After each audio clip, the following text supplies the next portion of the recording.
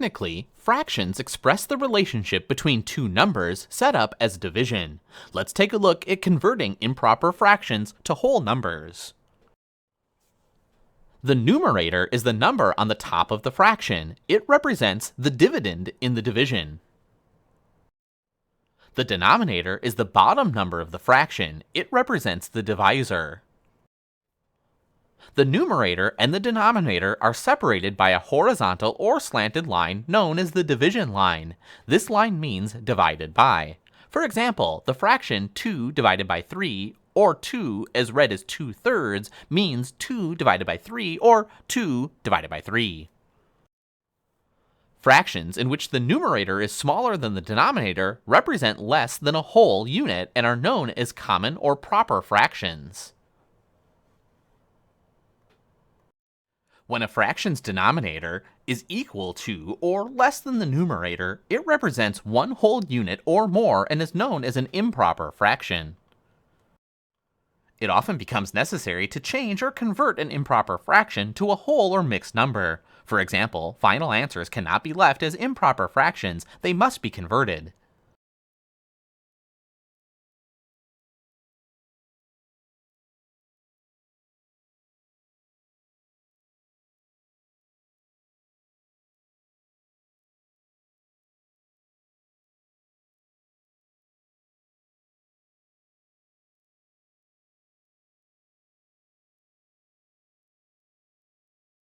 The numerator is the number on top of the fraction. It represents the dividend in the division.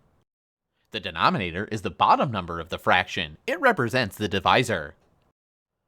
The numerator and the denominator are separated by a horizontal or slanted line, known as the division line. This means divided by, like numerator, over, or divided by denominator.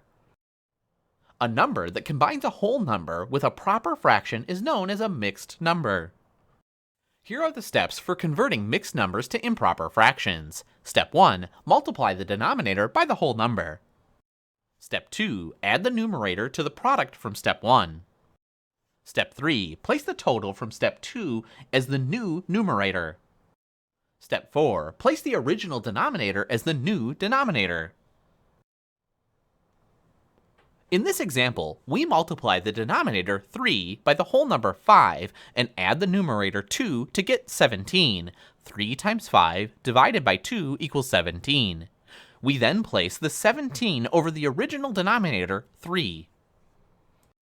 When a fraction has been reduced to the point when there is no common divisors left other than 1, it is said to be reduced to lowest terms.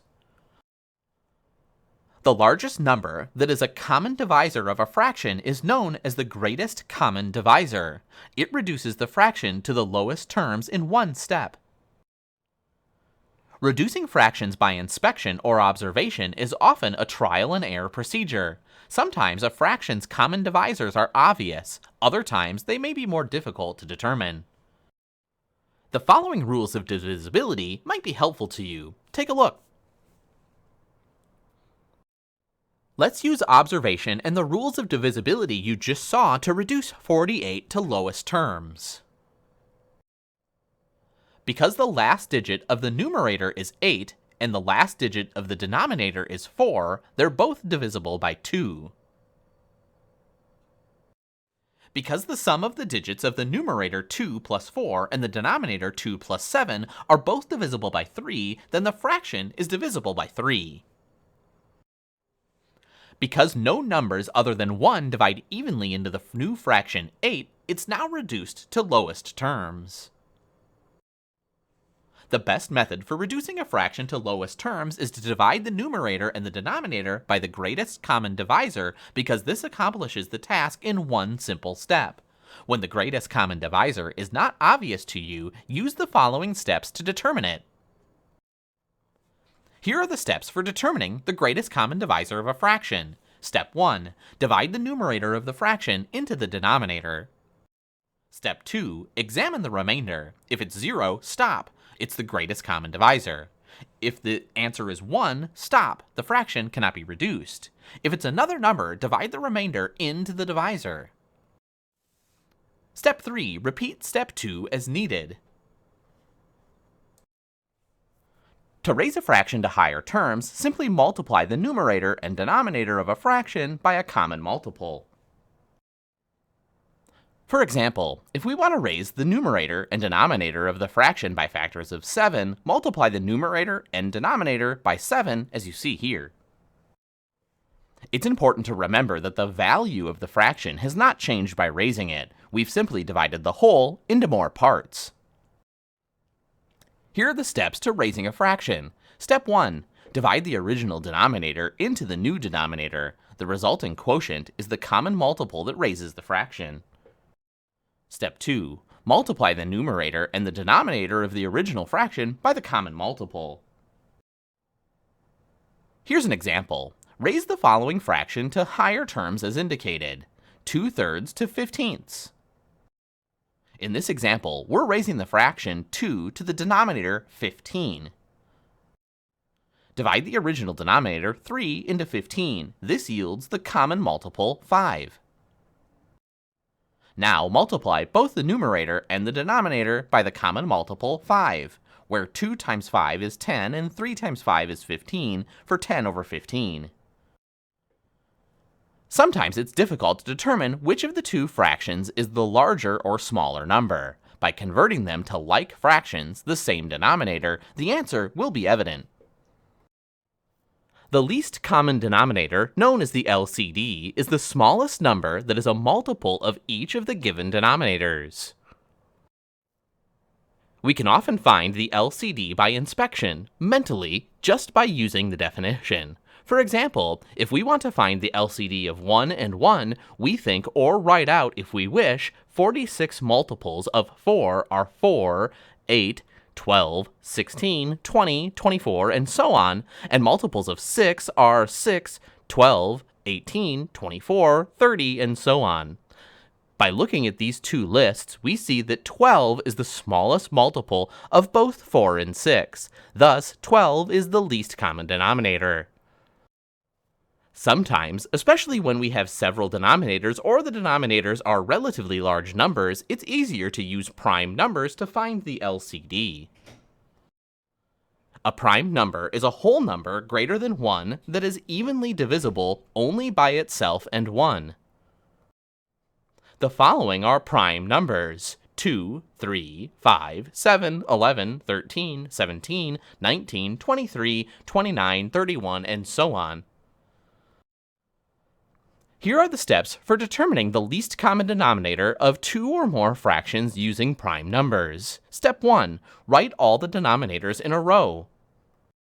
Step 2. Find a prime number that divides evenly into any of the denominators. Write that prime number to the left of the row and divide.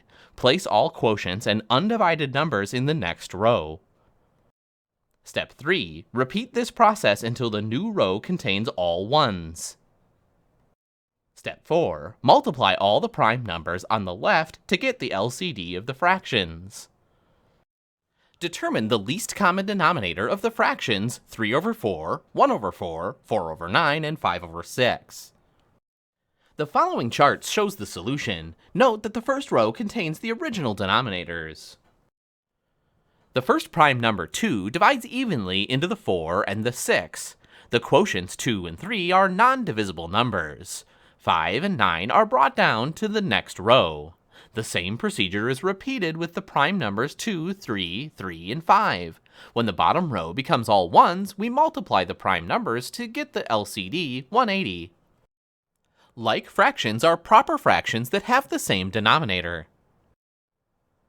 Here are the steps for adding like fractions. Step 1. Add all the numerators and place the total over the original denominator. Step 2. If the result is a proper fraction, reduce it to lowest terms. Step 3. If the result is an improper fraction, convert it to a whole or mixed number. Here's an example of adding like fractions. Let's add 4 over 15 plus 2 over 15. Because all are like fractions, we simply add the numerators, 4 plus 2, and place the total 6 over the original denominator 15. This gives us the fraction 6 over 15, which reduces by 3 to 2 over 5. Unlike fractions are proper fractions that have different denominators. Here are the steps for adding unlike fractions. Step 1. Find the least common denominator of the unlike fractions. Step 2. Raise all the fractions to the terms of the LCD, making them like fractions. Step 3. Follow the same procedure used for adding like fractions. A mixed number combines a whole number with a proper fraction. Let's take a look at the steps of adding mixed numbers. Add the fractional parts. If the sum is an improper fraction, convert it to a mixed number. Step 2. Add the whole numbers. Step 3. Add the fraction from step 1 to the whole number from step 2. Step 4. Reduce the answer to the lowest terms if necessary. Let's take a look at adding mixed numbers by way of an example. Let's add 15 3/4 plus 18 5/8. First, add the fractional parts using 8 as the least common denominator. Because 11 over 8 is an improper fraction, convert it to the mixed number 1 3/8. Next, add the whole numbers 15 plus 18 to get you 33. Then, add the fraction to the whole number to get the answer 34 3/8. If the fractions have different denominators, first raise the fractions to the terms of the least common denominator and then subtract. Here are the steps for subtracting like fractions. Step 1. Subtract the numerators and place the difference over the original denominator. Step 2. Reduce the answer to the lowest terms if necessary. Let's take a look at subtracting like fractions with an example. Let's subtract 9 over 16 minus 5 over 16. In this example, the denominators are the same, so we simply subtract the numerators 9 minus 5 and place the difference 4 over the original denominator of 16. Then we reduce the fraction of 4 over 16 to the lowest term, 1 over 4. Unlike fractions must be converted to like fractions before they can be subtracted. Here are steps for subtracting unlike fractions. Step 1. Find the least common denominator. Step 2. Raise each fraction to the denominator of the LCD. Step 3. Follow the same procedure used to subtract like fractions. Here's an example of subtracting unlike fractions. Let's subtract 7 over 9 minus 1 over 2. In this example, we must first find the least common denominator. By inspection, we can see that the LCD is 18. Next, raise both fractions to 18ths. Because it cannot be reduced, 5 is the final answer. A mixed number combines a whole number with a proper fraction. Here are the steps to subtracting mixed numbers. Step 1. If the fractions of the mixed numbers have the same denominator, subtract the fractions and reduce to lowest terms. Step 2. If the fractions do not have the same denominator, raise them to the denominator of the least common denominator and subtract. Note, when the numerator of the fraction in the minuted is less than the numerator of the fraction in the subtrend, we must borrow one whole unit from the whole number of the minuted. Step 3. Subtract the whole numbers. Step 4. Add the difference of the whole numbers and the difference of the fractions. Here's an example of subtracting mixed numbers. Subtract 15 2/3 minus 9 1/5. In this example, raise the fractions to 15ths. The least common denominator is equal to 5 times 3 equals 15. Then subtract the fractions to get 7. Now subtract the whole numbers 15 minus 9 to get the whole number 6. By combining the 6 and the 7, we get the final answer, 67. A procedure known as cancellation can serve as a useful shortcut when multiplying fractions. Cancellation simplifies the numbers with which we are dealing and often leaves the answer in lowest terms. Here are the steps to multiplying fractions. Step 1. Multiply all the numerators to form the new numerator. Step 2. Multiply all the denominators to form the new denominator. Step 3. Reduce the answer to lowest terms if necessary. A mixed number combines a whole number with a proper fraction. Here are the steps to multiplying mixed numbers. Step 1. Convert all mixed numbers to improper fractions. Note, when multiplying fractions by whole numbers, change the whole numbers to fractions by placing them over 1. Step 2. Multiply as before using cancellation wherever possible. Step 3. If the answer is an improper fraction, convert it to a whole or mixed number. Step 4. Reduce the answer to lowest terms if necessary. Let's take a look at multiplying mixed numbers by way of example. Multiply 3 3/4 by 5 1/2. In this example, convert the mixed numbers to improper fractions. 33 becomes 15 and 51 becomes 11. After multiplying the numerators together and the denominators together, we get an improper fraction which converts to the mixed number. For example, 15 times 11 is 165 and 4 times 2 is 8, so our final answer is 20 5/8. In whole numbers, we found that problems including division were read as 12 divided by 5. Therefore, the 12 is the dividend and the 5 is the divisor. Fractions work in the same way. The number after the divided sign is the divisor. In the problem, 3 divided by 2, for example, 3 is the dividend and 2 is the divisor. Division of fractions requires that we invert the divisor. To invert means to turn upside down. By inverting a fraction, the numerator becomes the denominator and the denominator becomes the numerator. These fractions are also known as reciprocals. Reciprocals are the numbers whose product is 1. Inverted numbers are also known as reciprocals of each other. Here are the steps for dividing fractions. Step 1. Identify the fraction that is the divisor and invert. Step 2. Change the divided by sign to a multiplied by sign. Step 3. Multiply the fractions. Step 4. Reduce the answer to the lowest terms if necessary. Let's take a look at dividing fractions by way of an example. Let's divide 4 over 5 divided by 2 over 3. In this example, invert the divisor 2 from its reciprocal and change the sign from divided to multiplied as you see here. Now multiply in the usual manner. Note that the 4 in the numerator and the 2 in the denominator can be reduced by the common factor 2.